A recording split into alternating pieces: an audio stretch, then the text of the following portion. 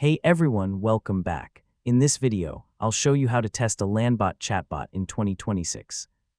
If you want to make sure your chatbot works correctly before publishing it to your website or customers, this guide will help you test it step by step. First, open your web browser and log in to your Landbot account.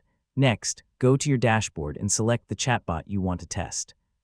Now open the chatbot builder so you can access your full conversation flow. Next, click the Preview or Test Chatbot button to start testing your bot in real time. Now begin the conversation by sending sample responses like a real user would. Next, carefully check if each message, button, and input field is working correctly. Now test different conversation paths to make sure all branches of your chatbot flow are functioning properly.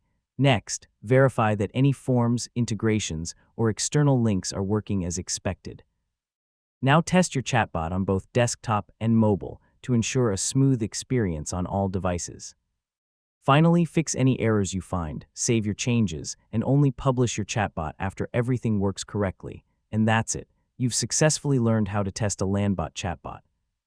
Your bot is now ready to deliver a smooth and reliable user experience. And don't forget to like, share, and subscribe for more helpful tutorials.